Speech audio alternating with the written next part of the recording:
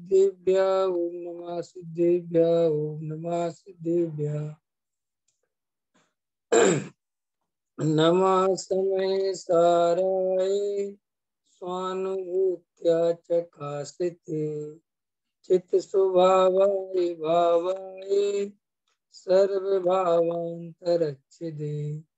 अनंत धर्मणस्तत्वं पश्यन्ति प्रत्यक्ष अनेकांतमयी मूर्ति नित्यमेव प्रकाशिताम् वंदे तु सब सिद्धे ध्रुवचल मनोभवम गदिम पत्ते मोक्षामि समय पाहुड़ मृणमो सुध केवली भड़दम आत्मज्ञान ही ज्ञान है शेष सभी अज्ञान विश्व शांति का मूल है वीतराग विज्ञान वीतराग विज्ञान ही तीन लोक में सार वीतराग विज्ञान का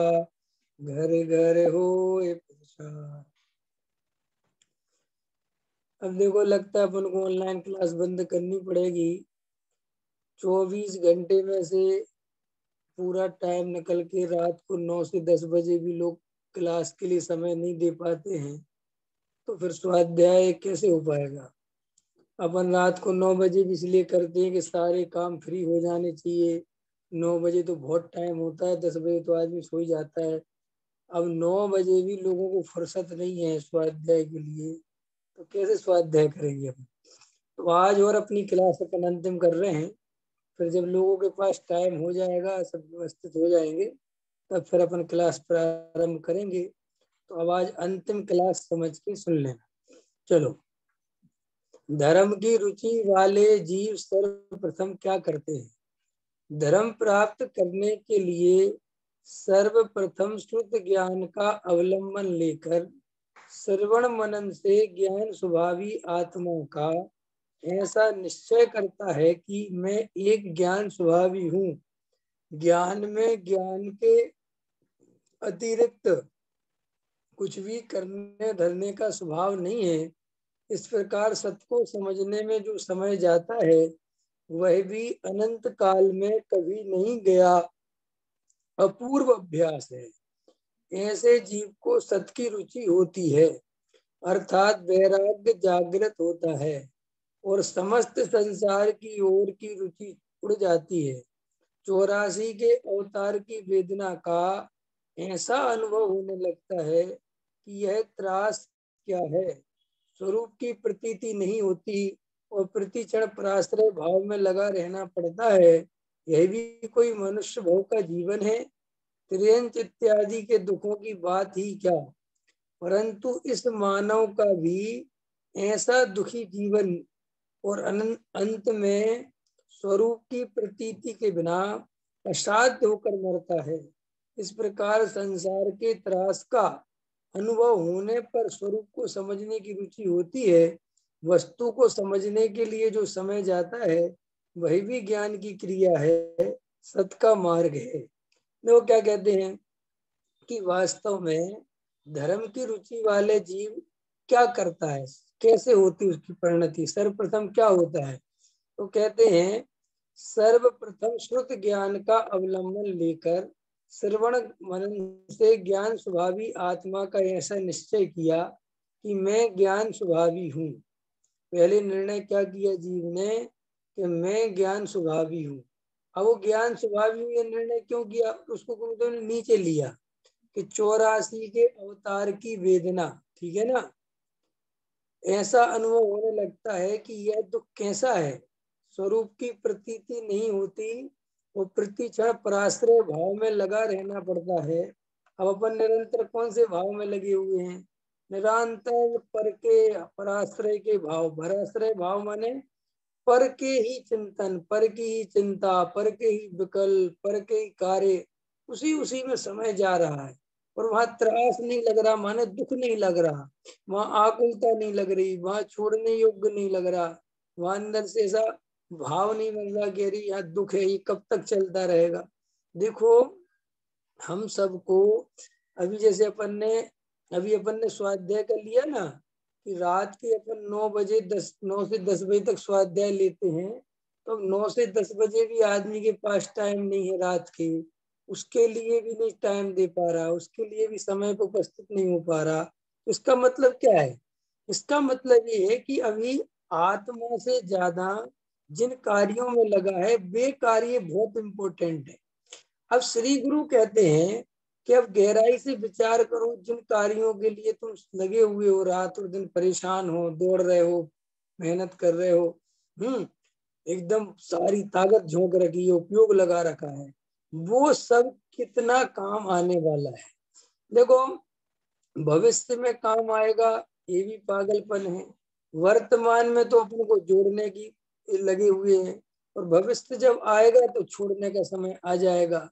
तो श्री गुरु कहते हैं कि ये जो मनुष्य भाव है, जो पर्याय जीवन मिली है, ये आत्म निर्णय करने का अवसर जो मिला है, इसमें भी इसको अंदर से ये नहीं लगता कि ये कम से कम अगर मैं 23 घंटे 22 घंटे 20 घंटे भर में खर्च कर रहा हूँ, तो 1 घंटा तो मेरा अपने स्वरूप के लिए होना चाहिए, 2 घंटे तो होने चाहिए।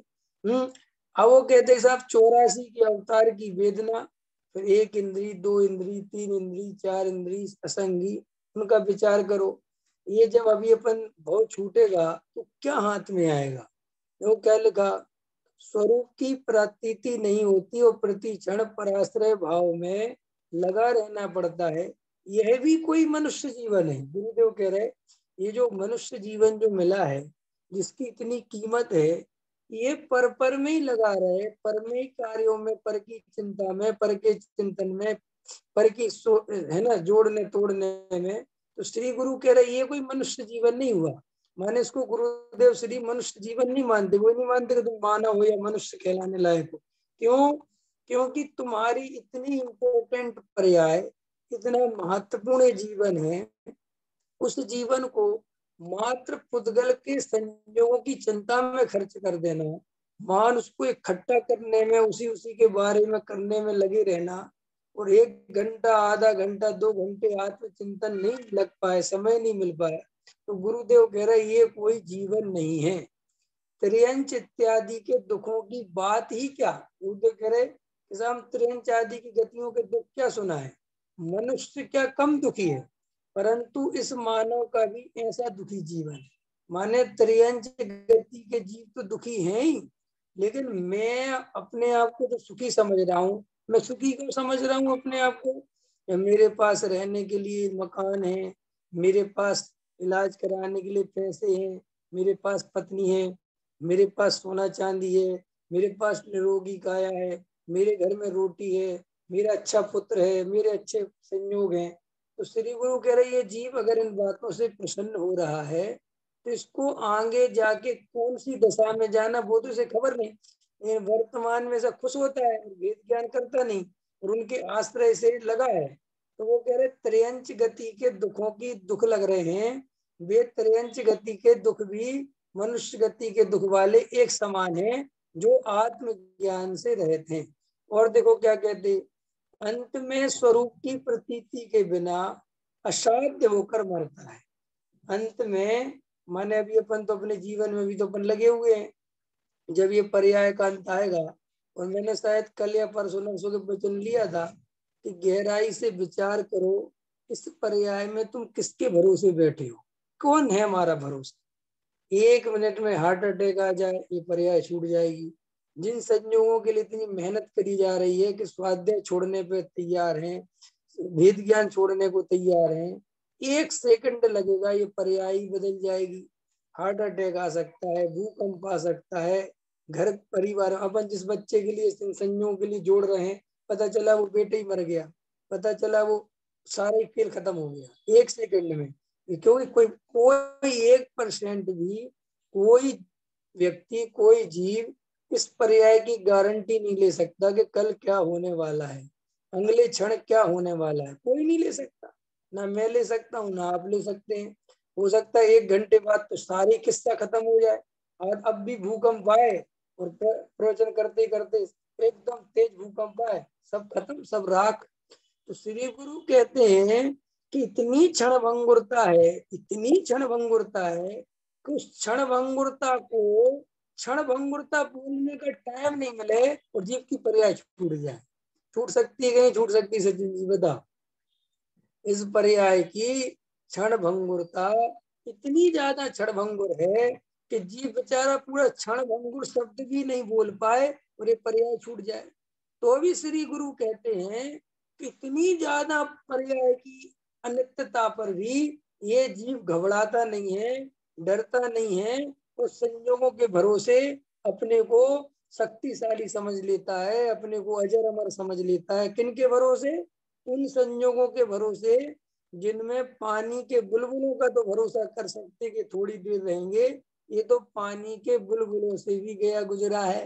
क्या है बताओ? अभी अपन इतनी मेहनत कर रहे हैं, दिमाग लगा रहे, ये कर रहे, सब कर रहे भाई, बहुत पैसा पैसा पूरी चक्रम दौड़ा रहे।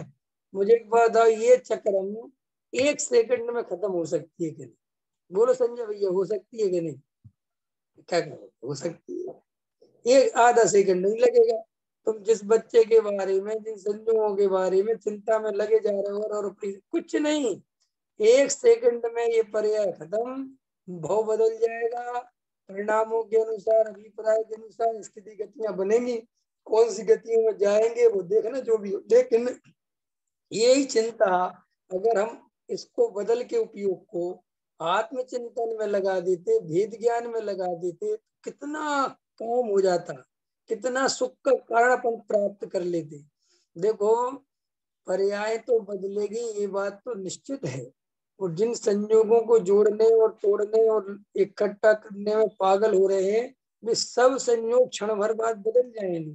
अभी अपन यहाँ जैन कहलाते हैं, जैन साहब कहलाते हैं, है ना, मनुष्य कहलाते हैं, और बड़े उच्च पद वाले, उच्च जाति वाले कहलाते हैं, पंडित कहलाते। 1 मिनट में पर्याय बदले तो कुकर बन जाए, सूकर बन जाए, चींटी बन जाए, मच्छर बन जाए, कुछ भी बन जाए। इतनी सारी योनियां, 84 लाख योनियां है भाई।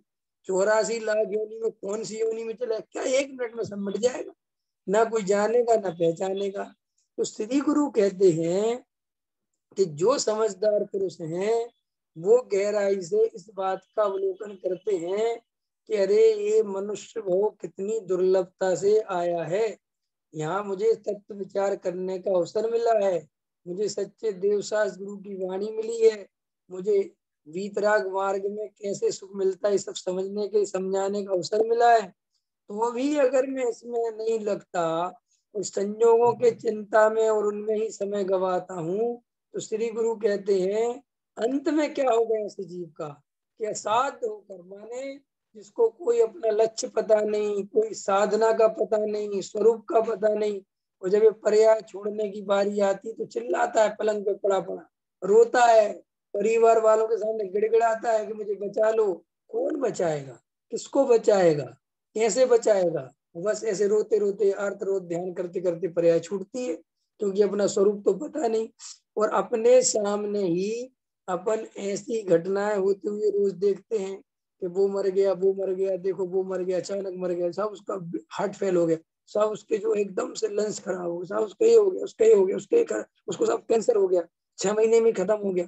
अरे रे रे रे, इतनी क्षण भूकंप आए तो पता ही नहीं चले, एक्सीडेंट में पता ही नहीं चले। एक में अपन रोड पर रोज चलते हैं, कौन सी गाड़ी आगे कब काम खत्म हो जाए क्या पता। तो ये सब बातें किसके लिए बता रहे? इसलिए बता रहे हैं कि ये भय नहीं खाना, बस ये समझना कि इतनी ताकत लगाने लायक नहीं है संसार। ये सब नाटक चल रहा है, रंगमंच चल रहा है, और नाटक में रोल कब खत्म हो जाए कोई पता नहीं। इसलिए रोल को रोल की तरह समझो, उसको सीरियस मत लो, उसको गंभीरता से मत लो। हमने संसार को इतनी गंभीरता से ले लिया है जैसे सारा भार हमारे ऊपर रखा हुआ है। अगर हम नहीं होंगे तो पता नहीं हमारे घर परिवार का क्या, कुछ नहीं होगा। और एक एक परिणमन बिल्कुल बिल्कुल निश्चित चल रहा है, व्यवस्थित कौन कर रहा है?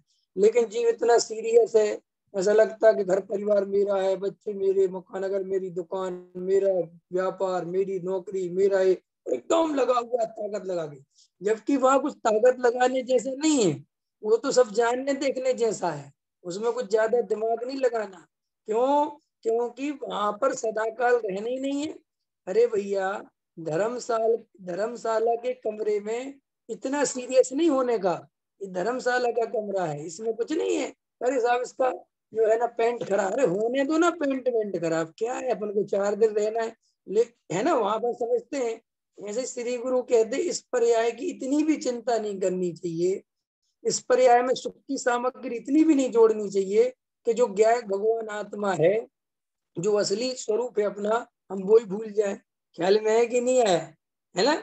जैसे कोई फिल्मी एक्टर है, कोई नाटक करने वाला है, और वो नाटक को ही हकीकत समझ ले, और नाटक में घुस जाए बिल्कुल।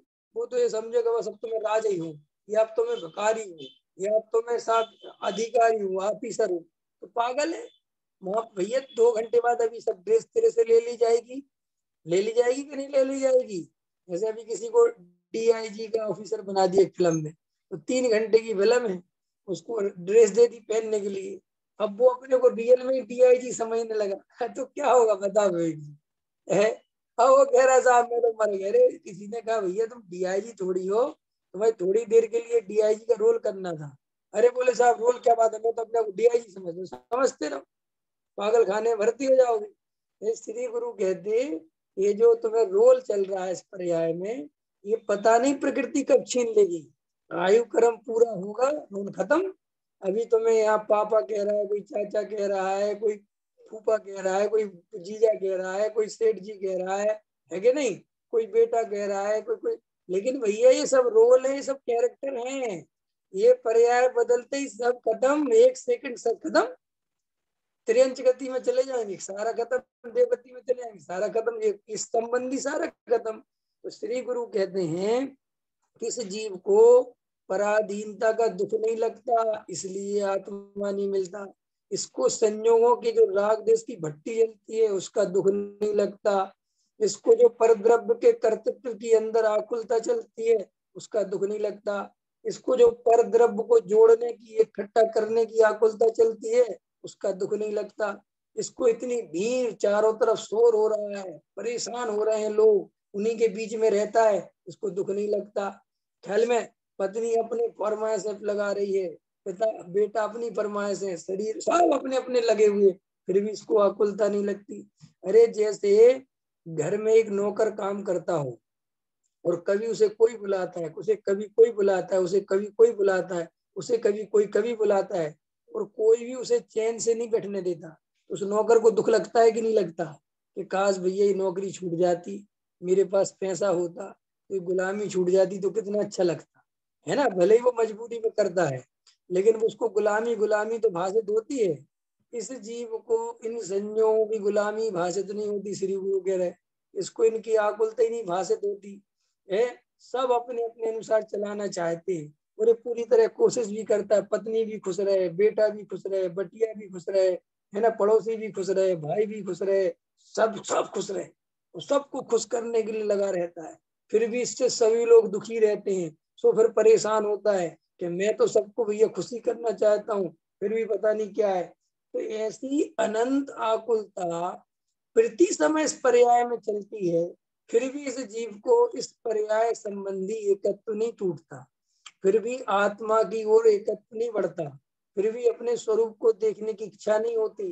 इन संसार का भार समझ में नहीं आता। देखो क्या गुरुदेव कैसे ले रहे हैं कि ये भी कोई मनुष्य जीवन है। देखो ये भी कोई मनुष्य जीवन है, जिसमें 1 घंटा 2 घंटा स्वाध्याय करने का अवसर ना मिले, तत्व विचार करने का समय नहीं मिले, दिन भर इतनी मेहनत करे कि रात को बिल्कुल पढ़ के सो जाए तो 2 मिनट में नींद लग जाए, कोई विचार करने की क्षमता ही नहीं बचे।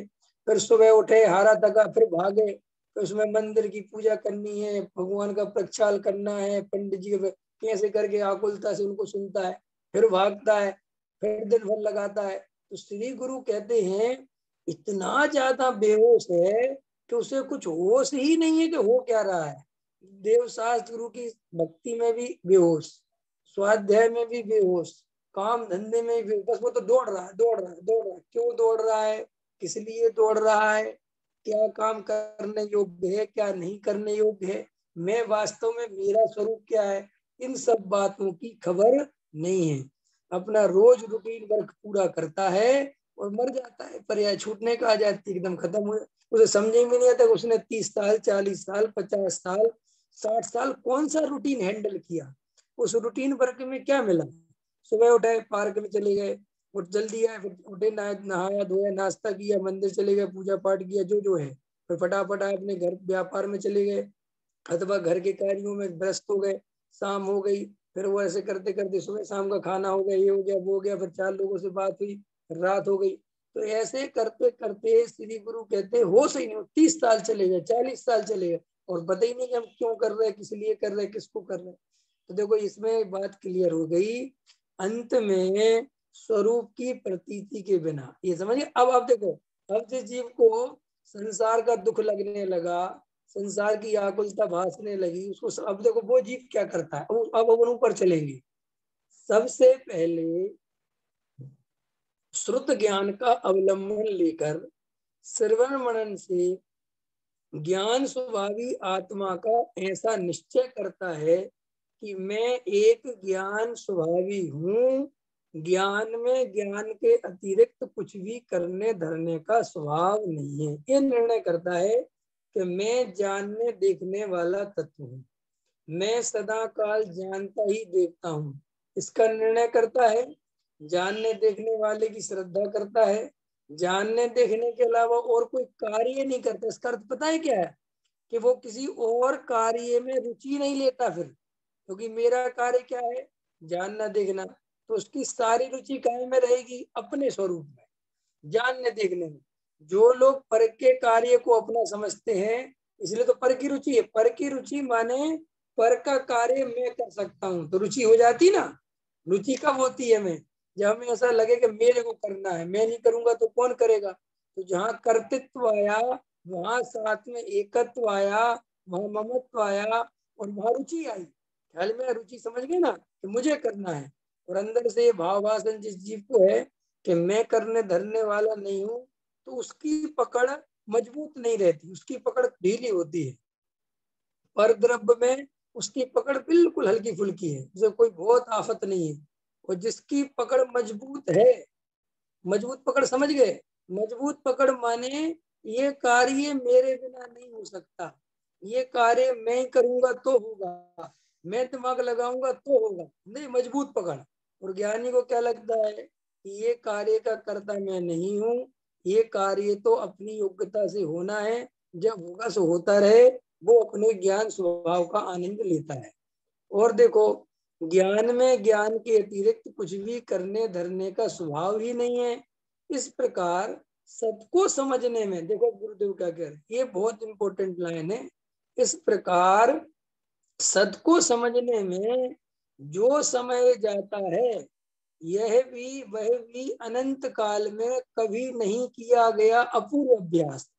क्या कह रहे गुरुदेव, क्षयोपम बढ़ाने में, शास्त्र पढ़ने में, जिनवाणी सुनने में, के समूषण में जाने में, उसको अपूर्व अवसर नहीं कहा गुरुदेव ने। अपूर्व अवसर किसे कहा, अपने ज्ञान स्वभाव को रुचि पूर्वक, वेद ज्ञान पूर्वक समझने की जो अंदर से अभ्यास है, जो समझने की तीव्रता है, गुरुदेव कह रहे ऐसा अभ्यास अनंत काल में कभी नहीं किया। अंतर समझ में आया, माने हमने मंदिर नहीं गए ऐसा नहीं, मंदिर अनंत बार गए, पूजा पाठ अनंत बार किया, वही सब बेहोशी समझ लो, सब वो काम काय में हुआ, बेहोशी में। अपने यहाँ तीर्थंकर आए, समूषण आया तो अपन भी समूषण में चले गए, वहां भी जय जयकार करे आए, उनकी सुनाए, मजा आ गया, तो बहुत अच्छा प्रवचन आया, ये सब हुआ। लेकिन यहाँ जिस टारगेट से गुरुदेव कह रहे हैं कि ज्ञान स्वभावी आत्मा का निर्णय करके सत स्वरूप को समझने की जो अंदर अनुभव करने की जो इच्छा हुई, जो उसको देखने की इच्छा हुई, वह अनंत काल में कभी नहीं हुई।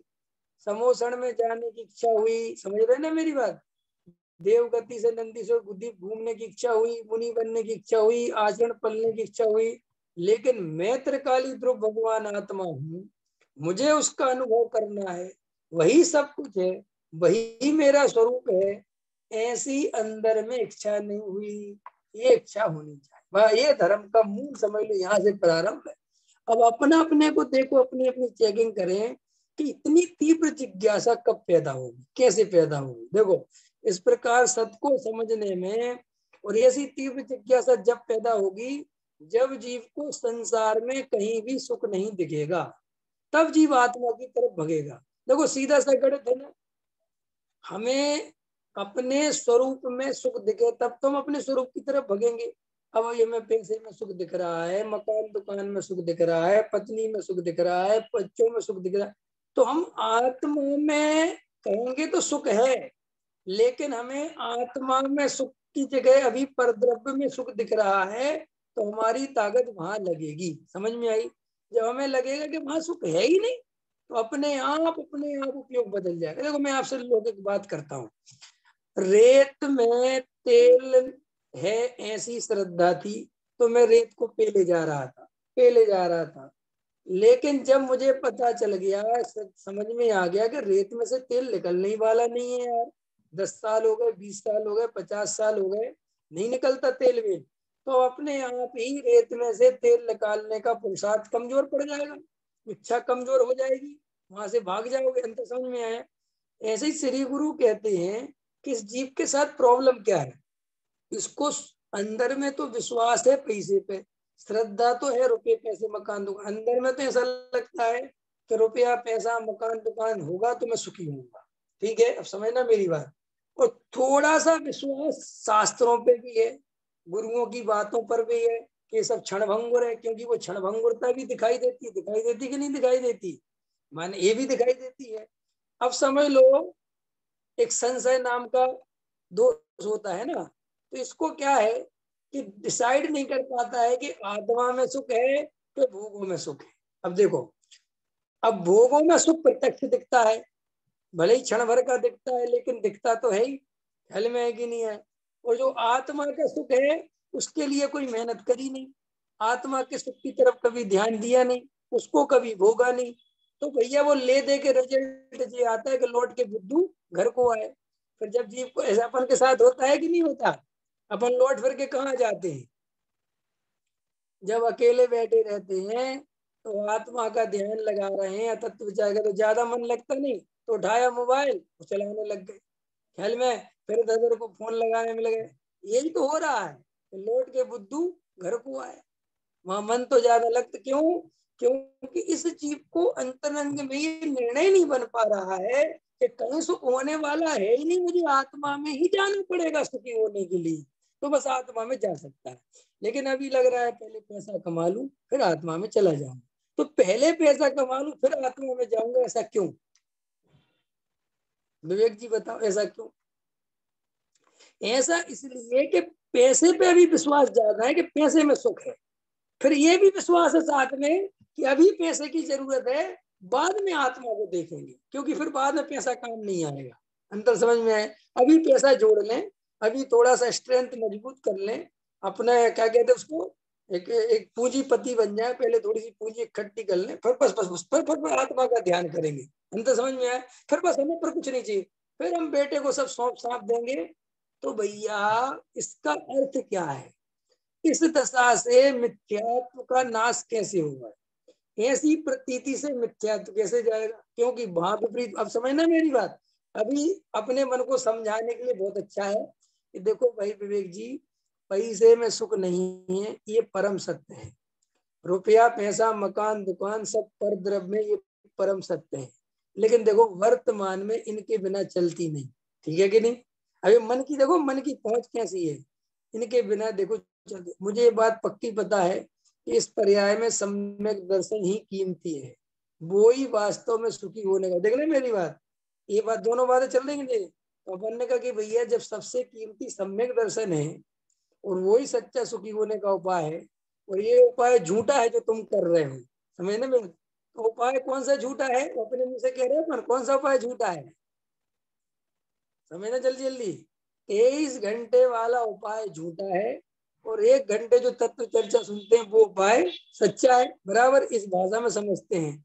तो श्री गुरु कहते हैं मजेदार बात है, ये खुद ही कह रहा है कि सच्चा उपाय जो 1 घंटे वाला है, वो 23 घंटे वाला उपाय झूठा है, फिर भी ये 23 घंटे उसी झूठे उपाय को दे रहा है, तो 1 घंटा जो इससे मांग रहे हैं उसमें भी कहता है कि अब अभी क्या बताएं, समय साहब ठीक नहीं चल रहा, अभी बहुत व्यस्त चल रहे हैं, हम क्या करें साहब, ये घर गृहस्थी है। तो श्री गुरु कहते इसका मतलब क्या है? इसका मतलब ये है कि तुमने अपने मन को राजी कर लिया या मन ने तुम्हें राजी कर लिया। मन क्या है, बड़ी अच्छी सी बात है। देखो मन कितना अच्छा है। जब पाप करने का मन होता है ना तो मन कहता है कोई बात नहीं, कर लेते हैं, नमोकार मंत्र पढ़ लेंगे। ये कौन सिखाता है? ये मन ही देता है ये सब चीजें। अब मन कहता है यार आज अष्टमी है और आज ही के दिन सगाई रख दी उनने, अब यार अपन हरी लेते नहीं, अब अष्टमी का क्या चक्कर बताओ। तो अपन मन कहता है इसमें टेंशन की क्या बात है, पंडित जी ने समझाया था, दिन कोई अच्छे बुरे नहीं होते, मानो तो अपने लिए अष्टमी है, नहीं मानो तो अष्टमी नहीं है, अपन कल अष्टमी मान लेंगे, आज के लिए अष्टमी की छूट। एक कौन समझाता है? इस सब मन की दौड़ है। और जीव को इसमें रस भी है।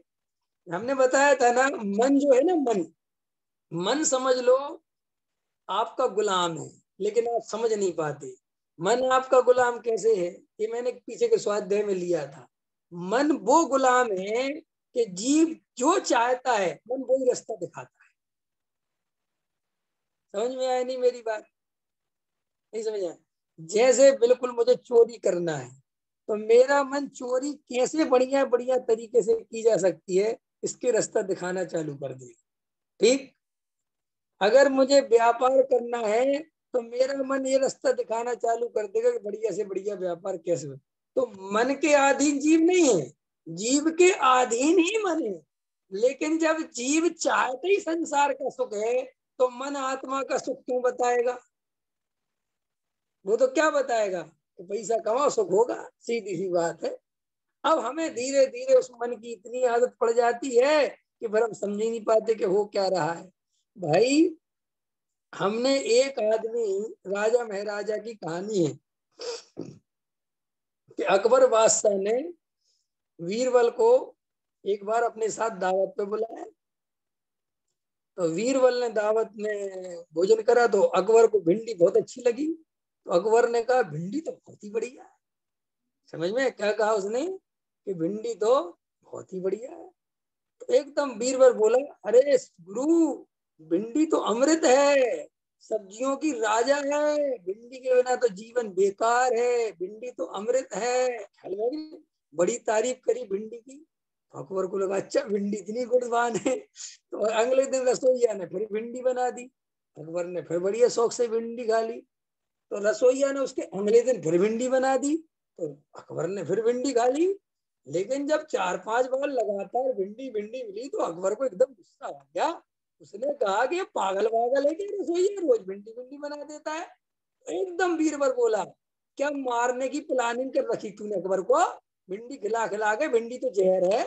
अरे एकदम अकबर कहे ये क्या हो रहा है, ये अभी तो कह रहा था अमृत है, आज कह रहा जहर है। एकदम अकबर से रहा नहीं गया। उसने बीरबल से कहा कि ये क्या बात है, आप तुम तो कह रहे थे उस दिन भिंडी अमृत है। बोले साहब हमने भिंडी की नौकरी थोड़ी कर रखी, हमने तो आपकी नौकरी कर रखी। आपको अगर भिंडी अच्छी लगी तो अमृत, और आपको भिंडी बुरी लगी तो जहर। हम तो आपके दास हैं, हमें क्या लेना देना भिंडी से। ख्याल में आया? ऐसे ही हमारी आपकी दशा है। मन कहता है मुझे क्या लेना देना तेरे से, भाई तू जो बोलता है हम तो तेरे साथ चल देते हैं, हमारा तो कोई अलग से रास्ता है नहीं। तू पश्चिम को कहे हम पूरब को चले, ऐसे तो नहीं है। हम तो पश्चिम जाने में और बढ़िया से बढ़िया क्या हो सकता है वो रास्ता बताते हैं तुझे। अगर तू आत्मा की तरफ लेके जाएगा, आत्मा की रुचि जगाएगा, तो हम तुझे आत्मा के तरीके बताएंगे कैसे कैसे कैसे क्या क्या काम हो सकता है। मंत्र समझ में आया कि नहीं आया? इसलिए कहते हैं, एक वो एक फिल्म का डायलॉग है ना कि तुम किसी चीज को हृदय से दिल से चाहो तो सारी कायनात तुम्हें उससे मिलाने में लग जाती है। इसका मतलब क्या है पता है? इसका मतलब ये है कि जीव जो हृदय से चाहता है मन पूरा साथ देता है उसको मिलाने। ख्याल में? कभी कभी मन सिग्नल भी देने लगता है ना, अपन को आभास होने लगता है, अपन कहते मुझे लग रहा था कि ऐसा होने वाला है। जैसे अपन कभी कभी कहते यार हम तुम्हें याद कर रहे थे और तुम्हारा फोन आ गया, यार हम तुम्हारा विकल्प कर रहे थे फोन आ गया। अपन बोलते ना कई चीजों में, तो इतनी ताकत है भाई साहब मन के पास भी। अगर तुम किसी को हृदय से चाहो तो वो तरंगे तक पहुंचा दे मन। आपको पता है ये बातें, लेकिन इन शक्तियों का अपन को पता नहीं है। तो श्री गुरु कहते हैं कि तुम 23 घंटे दे रहे हो उन चीजों को जिनमें तुम अपने मुंह से कहते हो कि कोई सुख नहीं है, और तुम 1 घंटा देने से भी कतरा रहे हो उसमें जिसमें तुम कहते हो कि सुख ही सुख है। तो हम किसकी माने? ये दोहरा चारित्र हुआ कि नहीं हुआ है? ये दोहरा चारित्र हुआ कि नहीं? अभी एक आज में चुटकुला चुटकुला था, हकीकत थी मुझे नहीं पता, कि साहब बीजेपी वाले तमिलनाडु में जाते हैं, वहां जाते हैं बंगाल में, ठीक है, तो कहते हैं बीफ बंद करेंगे। जिस हमारी सरकार आई तो गौ हत्या कितने सेकंड के अंदर बंद होगी? 24 घंटे के अंदर बंद कर देंगे। और बोले साहब केरल में जाते हैं तो कहते हैं हम बीफ को टैक्स फ्री कर देंगे। अंदर समझ आए? तो बोले साहब ये क्या है? कि साहब ये कुछ नहीं है, एक वोट बैंक है। केरल में बीफ खाने पे वोट मिलेगा, वहां पे गौ हत्या का निषेध करे, गौ हत्या का समर्थन करेंगे तो उस पर वोट मिलेगा। हमें तो वोट से मतलब है ना, हमें क्या तो केरल वालों से मतलब, और हमें क्या तो बंगाल वालों से मतलब, क्या किसी से मतलब। श्री गुरु कहते हैं तुम्हारा जो जीवन है वो बताता है कि तुम्हारी रुचि कहाँ है। अंतर समझ में आया? ये जो तुम्हारा समर्पण भाव है वो बताता है कि तुम्हारी रुचि कहाँ है। होता है कि नहीं होता है? नहीं समझ में आया? एक शादी समारोह में जब शादी होती किसी घर परिवार में, और स्त्री भोजन परस रही है सबके लिए, है ना, भोजन दे रही है, बहुत देर से 2 घंटे से 4 घंटे से खाना परस रही है, लेकिन उसका पति वहां नहीं था अभी और वो खाना परस रही है, ठीक। अब उसका पति आया और उसके पति को जो उसने थाली लगाई, और थाली लगाने पे जो भोजन देना स्टार्ट किया, तो उसमें समझ में आ जाता है ना कि जिसका पति है। कैसे समझ में आ जाता है? कि उसके समर्पण से समझ में जाता है, उसके तरीके से समझ में आ जाता है। श्री गुरु कहते हैं कि इस जीव की जहां रुचि है वो इसके तरीके से समझ में जाता है। इसका तरीका क्या, अंतर समझ में आया? देखो गहराई से समझो, बहुत गहराई से समझो। देखो जब तक आत्मा की हमें इतनी गहरी रुचि नहीं होगी तब तक सम्यक दर्शन नहीं होगा। गहरी रुचि का अर्थ है संसार में कहीं पर भी सुख नहीं दिखे अपना, ऐसा लगे ही नहीं कि सुखी होने का उपाय चल रहा है। अंदर में बिल्कुल ऐसा दिखे कि मैं तो अपने स्वरूप में रहूंगा, वो ही सुखी होने का उपाय है। मुझे तो आत्मा का दर्शन होगा, आत्मा की श्रद्धा रहेगी, यही सुखी होने का उपाय है। न पत्नी, न बच्चे, न मकान, न रुपया, न सोना, न चांदी, न समाज, न पद, न प्रतिष्ठा, ये कुछ भी मेरे सुखी होने का उपाय नहीं है। ये निर्णय जीव को हो तो उसे आत्मा की प्रतीति हो, ये निर्णय नहीं हो तो उसे आत्मा की प्रतीति नहीं हो सकती। इसलिए गुरुदेव श्री कहते हैं कि सर्वप्रथम क्या करते हैं धर्म की रुचि वाले, कि उन्हें संसार का दुख भाषित हो जाता है, उन्हें पर्याय की आकुलता भाषित हो जाती है, उन्हें ये निर्णय बन जाता है कि ये शरीर संसार संयोग सुखी होने के उपाय 3 काल में नहीं है, पर्याय पलटते देर नहीं लगनी है, ये सारे उपाय धरे के धरे रह जाएंगे, कोई मतलब ही नहीं है इस जीवन का। अरे भाई विचार करना गहराई से। आज तुम जिन संयोगों के लिए और मोह के वशीभूत होकर जिन पर पदार्थों के संग्रह में, उनके एकत्रित करने में, स्त्री पुत्र मकान दुकान के मोह में जिस आत्मा का विस्मरण कर रहे हो, जिस आत्मा को छोड़ रहे हो, गहराई से विचार करो ये पर्याय बदलने में कितनी देर लगेगी। ये सब तुम्हारे उपाय धरे के धरे 1 सेकंड में रह जाएंगे भाई साहब। 1 सेकंड लगता है, जीव को पता थोड़ी है। अभी अपन को लगता है नहीं नहीं ऐसा, जीव को मैं आज सुबह विचार कर रहा था, सुबह उठते ही मुझे विचार आया कि देखो लगातार 10 साल 20 साल 30 साल तक ये आदमी जी लेता है इस पर्याय में, तो उसको कैसे भ्रम पैदा हो जाते हैं। उसको लगता है सब मेरे अनुसार चलेगा, मेरे अनुसार सब प्लानिंग होगी और वैसे ही कार्य होते रहेंगे। इतना बेहोश, इतना ज्यादा बेहोश।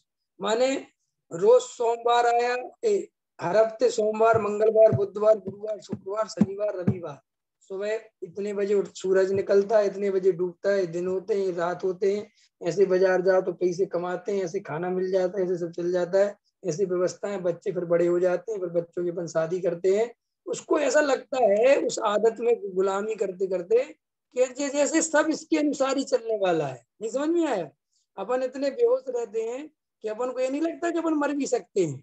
हम तो समझ में आया? जैसे रोज अपन सुनते हैं कि यार वो घटना घट गई, वो घटना घट गई, वो घटना घट गई, वो मर गया, तो अपन को ऐसा नहीं लगता कि ऐसा अपने साथ भी 2 सेकंड में हो सकता है। माने ऊपर ऊपर से लगता है, अंदर से नहीं लगता। अंदर से तो हमें ऐसा लगता है कि अपन का कुछ नहीं होना, अपन तो सब बढ़िया आदमी है और अपनी तो सब व्यवस्थाएं चल रही हैं। लेकिन आपको नहीं पता है कि वे भी ऐसे ही सोचते थे जिनकी पर्याय खत्म हो गई। 1 सेकंड लगेगा ना पर्याय बदलने, कोई बहुत बड़ी लंबी कहानी थोड़ी कि पर्याय बदलने हमारे।